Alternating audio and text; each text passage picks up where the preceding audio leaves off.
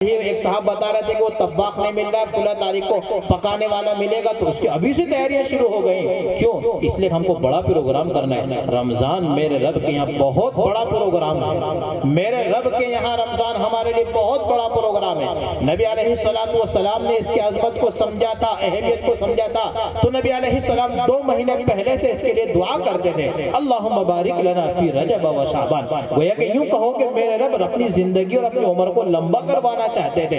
اے اللہ اتنی عمر تو دے دے، 2 مہینے کی عمر تو کم سے کم بڑھا دے، میں رمضان تک پہنچ جاؤں اور رمضان کی تیاری کر لوں. ہم نے کیا تیاریاں کی؟ ہم نے کچھ تیاری نہیں کی. یہ ہمارے ایمان کی کمزوری.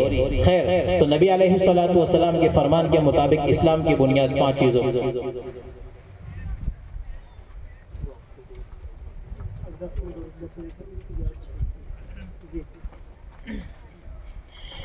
تو رب کے یہاں ہم کو حساب دینا ہے تو اس کی تیاری اسی کے مطابق کرنا پڑے گی. قرآن، رمضان اور قرآن دونوں جڑے ہوئے ہیں.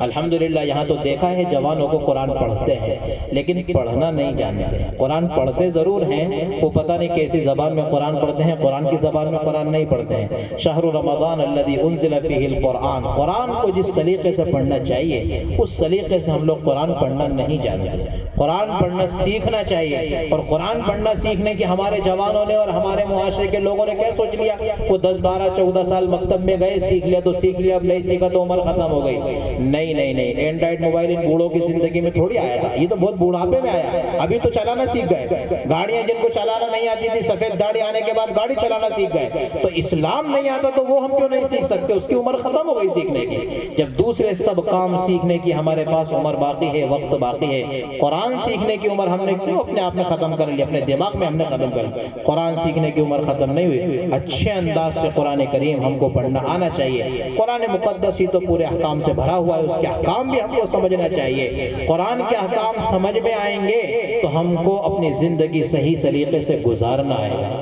ہم صحیح انسان اسی وقت بن سکتے ہیں. بلکہ میں اور ایک دو جملے آگے بول رہا ہوں، یہ تو ماں باپ کی ذمہ داری ہے.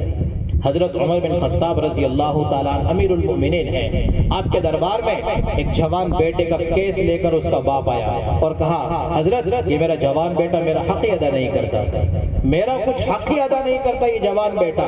حضرت عمر بن خطاب نے کہا، بلاؤ تمہارے بیٹے کو، کہاں ہے بدماش، ذرا دیکھتے ہیں اس کو بھی. اس کو بلایا گیا تو اس بیٹے نے پوچھ لیا کہ حضرت صرف مجھے اتنا بتا دیجئے کہ میرے باپ کے ہی میرے اوپر حق ہے یا میرا بھی اپنے باپ کے اوپر حق ہے؟ ہاں بھائی، جن کی داڑیاں سفید ہو گئیں، بڑی عمر والے خاص طور سے سنیں، ہم نے اپنی اولاد سے حقوق کا مطالبہ کیا، لیکن یہ بتاؤ کہ ہم نے اپنی اولاد کی کتنے حق ادا کیے؟ امیر المومنین عمر بن خطاب نے کہا، بیٹے تمہارے ابا پر بھی تمہارے بہت سارے حق ہیں، بہت سارے تمہارے حق تمہارے ابا پر. کہا بیان کرو کون سے حق ہیں. حضرت امیر المومنین عمر بن خطاب رضی اللہ تعالیٰ عنہ کے سامنے وہ بیٹا پوچھنے لگا کہ میرے حق بیان کرو. حضرت امیر المومنین نے کہا